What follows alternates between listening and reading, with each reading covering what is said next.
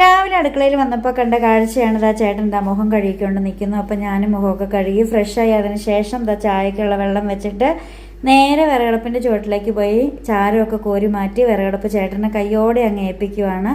ഇപ്പോൾ ചേട്ടൻ തീ കത്തിച്ച് കഴിഞ്ഞിട്ട് പാത്രത്തിൽ വെള്ളം പിടിച്ചിട്ട് അടുപ്പിൽ വെക്കാറുണ്ട് നമ്മൾ ചോറിന് വേണ്ടിയിട്ട്. അപ്പോൾ അതാ തീയൊക്കെ കത്തിച്ചിട്ട് ചേട്ടൻ എന്താ വെള്ളം പിടിക്കാനായിട്ട് എത്തിയിട്ട് ഞാൻ കുറച്ച് പച്ചപ്പയർ എടുത്ത് വെച്ചിട്ടുണ്ടെന്ന്.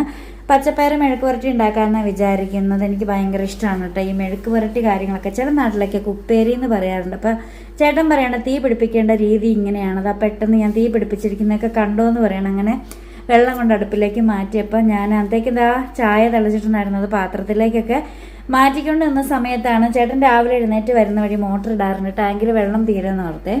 അപ്പോൾ അങ്ങനെ മോട്ടർ ഇട്ട് വെള്ളം ടാങ്കിൽ നിറഞ്ഞപ്പോൾ വെള്ളം വെളിയിലേക്ക് വീണത് നോക്കാൻ വേണ്ടിയിട്ട് ഞാൻ വെറുതെ പോയപ്പോൾ ബാസ്കിമോൻ ഓർത്തു എന്തോ വെളിയിൽ കണ്ടിട്ടാണ് ഞാൻ നോക്കുന്നത്. അന്ന് പൂച്ചക്കുഞ്ഞിനെ പാമ്പ് പിടിച്ചേ പിന്നെ ബാസ്കിമോൻ ഒരു പേടിയുണ്ട് കേട്ടോ, അതാണ് അവൻ നോക്കുന്നത്.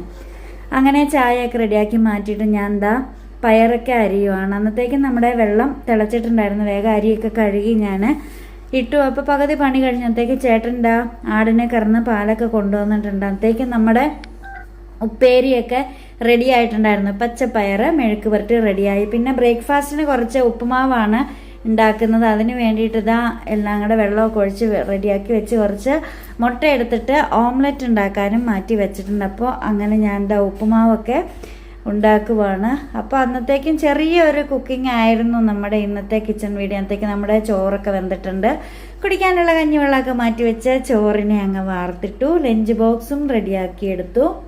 അപ്പോൾ പയറ് മെഴുക്ക് പുരട്ടിയും അച്ചാറും കൂടെ ഒരു മുട്ട ഓംലെറ്റുമായിരുന്നു. മീനില്ലെങ്കിൽ മുട്ട അതെനിക്ക് മസ്റ്റായ കാര്യമാണ്. അപ്പോൾ നമ്മൾ കപ്പ നട്ടതൊക്കെ മുളച്ച് വന്നിട്ടുണ്ട്. അവിടെ ചാര ഇടാൻ വേണ്ടിയിട്ട് ആൻസൂടനും ചേട്ടനും പോവുകയാണ്. അപ്പം എന്നെ അങ്ങ് സ്റ്റോപ്പ് വരെ കൊണ്ടെത്തിച്ചു. അപ്പോൾ പോയിട്ട് വരാം. ടാറ്റാ.